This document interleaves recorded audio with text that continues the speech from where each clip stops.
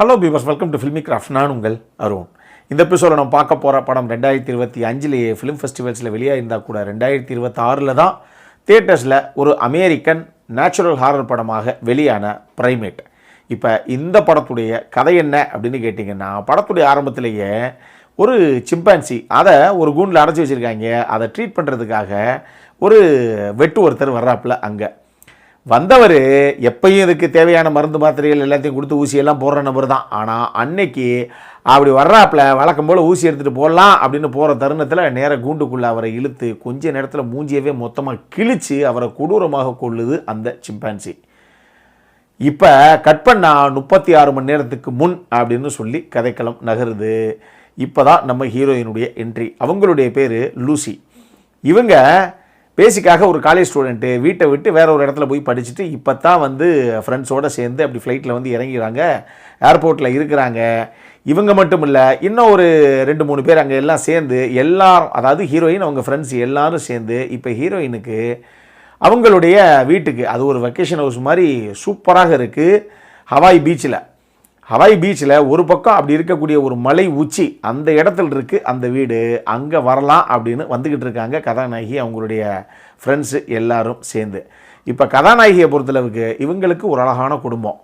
அப்பா, அம்மா, ஒரு தங்கச்சி. அம்மா இப்போ உயிரோடு இல்லை, கேன்சரில். அந்த அம்மா ஒரு வருஷத்துக்கு முன்னாடியே இறந்து போயிட்டாங்க.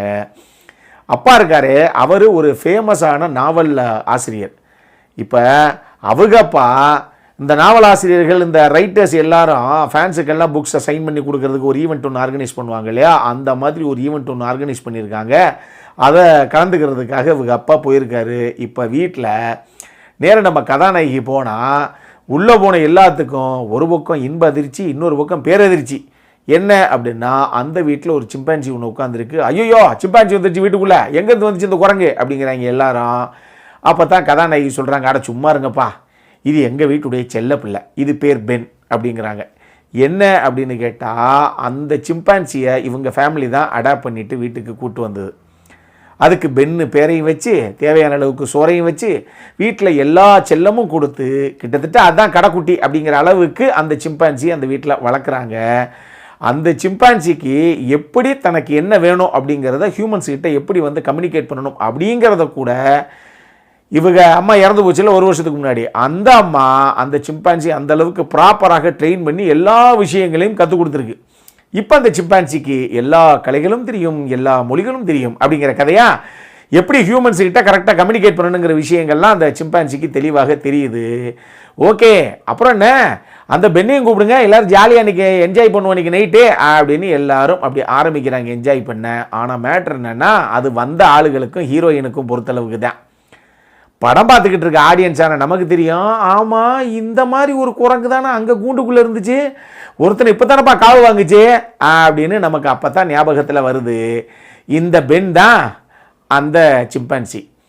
இப்படி இருந்த பென் எப்படிங்க அப்படியாச்சு அப்படின்னு கேட்டிங்கன்னா, ஒரு மங்கூஸ் ஒன்று அந்த பென்னை கடிச்சு கொடுது. இந்த கோவத்தில் அந்த மங்கூஸை அந்த பென் கொன்றுது. ஆனால் பென்னை கடிக்கிறதுக்கு முன்னாடி அந்த மங்கூஸ் இருக்கு இல்லையா, அதுக்கு ரேபிஸ் வைரஸ் ஆல்ரெடி உடம்புல பரவிருச்சு. இப்போ இந்த பென்னை கடித்ததுனால பென்னுக்குமே அந்த வைரஸ் உடம்பு ஃபுல்லாக பரவிருச்சு. இவ்வளவு நேரமாக சிரிச்ச முகமாக சாந்தமாக தான் இருந்த இந்த பென் திடீர்னு அதனுடைய கட்டுப்பாடே கம்ப்ளீட்டாக இழந்து ஒரு கண்ட்ரோல் இல்லாமல் ரொம்ப வியர்டாக பிஹேவ் பண்ண ஆரம்பிக்குது. இதுக்கப்புறம் இந்த பென் கிட்ட மாட்டிக்கிட்டு அந்த வீட்டில் இன்றைக்கி தப்பிச்சா போதும்டா சாமி அப்படின்னு எல்லாரும் ஓட்டை எடுக்க ஆரம்பிக்கிறாங்க. ஆனால் ஒருத்தனாக காவு வாங்க ஆரம்பிக்குது இந்த பென். இதுக்கப்புறம் என்னதான் இந்த கதையில் நடந்தது அப்படிங்கிறது தான் இந்த படத்துடைய மொத்த கதையை. இந்த படத்தை பொறுத்தளவுக்கு எர்ன்ஸ்ட் அப்படிங்கிற நபரும் சரி, ஜோஹானஸ் ராபர்ட் அப்படிங்கிற நபரும் சரி, 2 பேரும் சேர்ந்து இதை எழுதி ஜோஹானஸ் ராபர்ட் தான் இந்த படத்தை இயக்கியிருக்காப்புல. இந்த படத்தை பார்க்கும்போது இந்த மாதிரி எக்கச்சக்கமான படங்கள்லாம் நம்ம 90s 2000 நிறைய பார்த்துருக்கோம். அந்த மாதிரி ஃபார்மெட்லேயே ஒரு படம், அதாவது கிட்டத்தட்ட ஒரு ஷார்ட் ஃபிலிமுக்கான கண்டென்ட் தான் அது. அதை ஃபியூச்சர் ஃபிலிமாக கன்வெர்ட் பண்ணி முடிஞ்ச அளவுக்கு ஆடியன்ஸுக்கு ஒரு சர்வைவல் ஹாரர் படம் மாதிரி இதை ப்ரெசென்ட் பண்ணலாம் அப்படிங்கிற மாதிரி இந்த படம் ப்ரெசென்ட் பண்ணப்பட்டிருக்கு. இந்த படம் இன்ஃபேக்ட் ஏற்கனவே பல பேர் ஆகா ஓகோன்னு சொல்லி சில ரிவ்யூஸ்லாம் சூப்பராக இருக்குங்க அந்த படம் பாருங்கள் அப்படிங்கிற மாதிரி சொல்லி டெஃபினட்டாக ஒரு நல்ல வாட்ச் அப்படிங்கிற மாதிரி சொன்ன ஒரு படம் இது. அந்த ஆர்வத்தில் தான் நான் போய் பார்த்தேன் இந்த படம் இப்படி இருக்குது அப்படின்னு. பட் இந்த படம் பார்க்கும்போது என்ன இருந்தாலும் இன்றைக்கி டேட்டில் இருக்கக்கூடிய கான்டென்ட் அப்படின்னு நம்ம சொல்ல முடியல. என்ன 90ஸ்லாம் வெளியான மாதிரி ஒரு சர்வைவல் ஹாரர் படமாக அப்போல்லாம் வெளியாக இருந்துருச்சு அப்படின்னா சும்மா பட்டை பிரிச்சிருக்கும் அப்படிங்கிற மாதிரி தான் எனக்கு தோணுச்சு. இப்போ திரைக்கதையாக ஒரு சில விஷயங்களை இன்னும் கொஞ்சம் சுவாரஸ்யப்படுத்திருக்கலாங்க இவங்க அப்படிங்கிற மாதிரியே எனக்கு தோணுச்சு. ஏன்னா ஒரு சில விஷயங்கள் இவங்க அந்த கதைக்கு அந்த சிம்பான்சி இப்படியெல்லாம் பிஹேவ் பண்ணணுமோ அதுக்கேற்ற மாதிரி இவங்களா அந்த விஷயத்தை இவங்களா வச்சுக்கிட்டாங்க, பரபரப்பை இவங்களா கிரியேட் பண்ணிக்கிட்டாங்க. அதனால் ஒரு சில விஷயங்கள் எனக்கு என்னவோ அவ்வளோ ப்ராப்பராக உட்கார வைக்கலையோ அப்படிங்கிற மாதிரி ஒரு சில இடங்களில் தோணுச்சு. இந்த படத்தில் கதாநாயகியாக ஜானி சீகோயா அவங்க தான் பண்ணியிருக்காங்க. அவங்களுடைய அப்பாவாக ட்ராய் கோட்சூர், அவர் ஒரு சின்ன கேரக்டர் தான், அது இத்தனைக்கும் காது கேட்காத ஒரு கேரக்டரு. அந்த கேரக்டர் நல்லாவே பண்ணியிருந்தார் அவர். ஏன்னா அந்த படத்தில் நிறைய சைன் லாங்குவேஜஸ் அங்கங்கே வந்துட்டு போகுது. எல்லா ஆர்டிஸ்ட்டுமே அந்த சைன் லாங்குவேஜ் பேசும்போதெல்லாம் ஓரளவுக்கு ரொம்ப கரெக்டாக ஆப்டாக பக்காவாக பண்ணியிருக்காங்க அவங்களுடைய கதாபாத்திரங்களை, குறிப்பாக அந்த சைகை பாஷையை. இப்படி ஒரு விஷயம். இதை தாண்டி டெக்னிக்கலி டெஃபினட்டாக ஒரு சவுண்டான படம் அப்படின்னு தான் நான் சொல்லுவேன். குறிப்பாக ப்ரொடக்ஷன் டிசைன் டீம் ஆகட்டும், படத்துடைய சவுண்ட் டிசைனிங் டீம் ஆகட்டும், சிஜிஐ, விஎஃப்எக்ஸ், எஸ்எஃப்எக்ஸ் சும்மா தெரிக்க விட்டுருக்காங்க. அதை நிச்சயமாக சொல்லலாம். ஏன்னா சும்மா தாவாங்கோட்டையவே பிச்சு எறிகிற அளவுக்கு கொடூரமான காட்சி அமைப்புகள் உள்ளே இருக்குது. இதை மைண்டில் வச்சுக்கோங்க. அந்தளவுக்கு கொடூரமாக ஒரு படத்தை எடுத்திருக்கு இந்த டீமு. ஸோ இந்த விஷயம்தான் நம்ம எப்பயும் சொல்லுவோமே, அதாவது இந்த ஹார்ட் பேஷண்ட்ஸு, ப்ரெக்னென்ட் லேடிஸு, குழந்தைகள் இவங்கெல்லாம் அதை செஞ்சு பார்க்க தேவையில்லைங்க அப்படிங்கிற மாதிரி ஒரு ஃபீலை கொடுக்க வச்ச ஒரு படம் இதனால். ஏன்னா குரோதமான காட்சி அமைப்புகள் ஒரு 4-5 இடத்துல இருக்குது அப்படின்னா கூட அது எந்த அளவுக்கு ஹெவியாக வைக்கணுமோ அப்படி ஹெவியாகத்தான் வச்சுருக்காங்க இவங்க. பட் இந்த படத்தை பொறுத்தளவுக்கு இது முக்கியமான பிரச்சனை இதில் அப்படின்னா இது ரொம்ப ரொம்ப ப்ரிடிக்டபிளான ஒரு ஸ்டோரி தான்.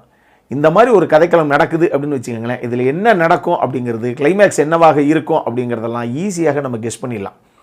ஸோ நம்ம எதிர்பார்க்காத ஒரு விஷயம் இன்னும் எதிர்பார்த்தோம் பயங்கரமாக இருக்குல்ல அப்படிங்கிற மாதிரி எதுவுமே தோணலை. நம்ம பார்த்து பழகி அடித்து துவைச்ச ஒரு அரதப்பழசான ஒரு கதை தான், திரைக்கதை தான் இது. ஸ்டில் இந்த படம் அது காட்சிப்படுத்தப்பட்ட விதத்தில் என்ன மாதிரி இருக்குது, எப்படி இருக்குது அப்படிங்கிறதுனால பொழுது போல் அப்படின்னா தாராளமாக நீங்கள் பார்க்கக்கூடிய ஒரு படம் அப்படிங்கிற கேட்டகரியில் நான் வைப்பேன். டெஃபினட்டாக அப்படி பார்க்கணுன்னா இந்த படத்தை தாராளமாக நீங்கள் பார்க்கலாம். அடல் கானடை பொறுத்தளவுக்கு இதில் செக்ஷுவலாக எதுவும் கிடையாது. பட் ரத்தம் திரிக்க நான் சொன்ன மாதிரி சம்பவங்கள் இருக்குது. அதை ஞாபகத்தில் வச்சுக்கோங்க. பொழுது போல் அப்படின்னா தாராளமாக பார்க்கக்கூடிய படம் தான். அந்தளவுக்கு எக்ஸ்பெக்டேஷனோடு போங்க. கண்டிப்பாக பார்க்கணும் அப்படின்னா ஒரு தடவை பார்க்கலாம். அப்புறம் என்ன, இதே மாதிரி இன்னொரு வீடியோவோட அடுத்த முறை உங்களை சந்திக்கிற வரைக்கும் இட்ஸ் அருண் signing off.